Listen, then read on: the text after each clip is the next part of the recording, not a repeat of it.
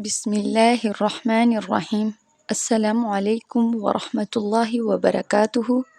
محمد عدنان یہ سوال کرتے ہیں کہ تہجد کی نماز میں سورۃ اخلاص کتنی بار پڑھنی چاہیے؟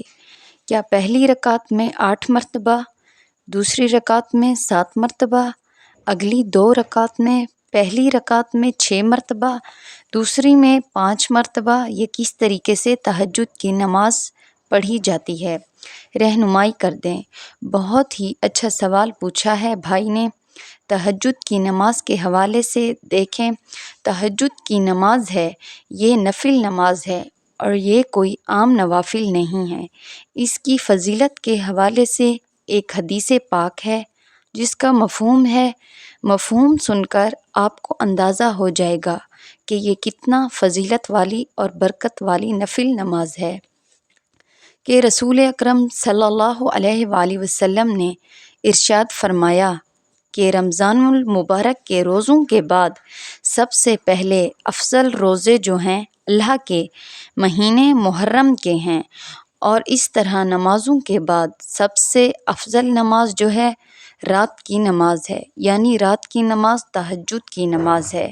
اللہ تعالیٰ کے نزدیک سب سے پسندیدہ رات کی نماز ہے، تو تہجد کی نماز نفل نماز ہے، جو نفل نماز اللہ کو بہت پسند ہے۔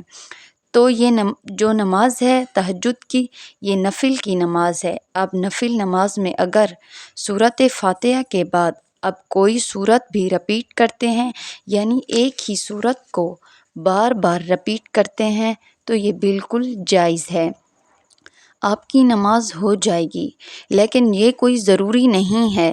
تہجد کی نماز میں پہلی رکعت میں کوئی 8 مرتبہ سورۃ اخلاص پڑھتا ہے، پھر دوسری رکعت میں 7 مرتبہ، اور اسی طریقے سے ہر رکعت میں ایک ایک مرتبہ کم کرتے جائیں، تو اس طرح کم کرتے جائیں اور آخری رکعت میں ایک ہی بار سورۃ اخلاص پڑھیں۔ یہ کوئی لازمی نہیں ہے۔ اس طریقے سے پڑھنا نفل کے جتنا زیادہ سے زیادہ طریقے ہیں وہ مستحب ہیں، ایسا بالکل نہیں ہے۔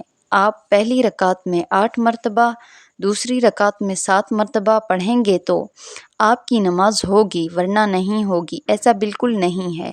اگر آپ پہلی رکعت میں بھی ایک ہی مرتبہ سورۃ اخلاص پڑھیں گے، اسی طرح تمام رکعت میں ایک ہی مرتبہ سورۃ اخلاص پڑھیں گے، اور ایک ہی سورت ہو، چاہے سورۃ اخلاص ہو یا کوئی بھی اور سورت ہو، تو آپ کی نماز ہو جائے گی، بالکل ہو جاتی ہے۔ آپ جیسے فرض کریں 8 رکعت تہجد کے پڑھ رہے ہیں، اسی طرح سورۃ فاتحہ کے بعد سورۃ اخلاص پڑھتے ہیں، 8ویں رکعتوں میں ایک ہی مرتبہ سورت پڑھتے ہیں، تو ایک مرتبہ سے ہی آپ کی تہجد کی نماز ہو جائے گی۔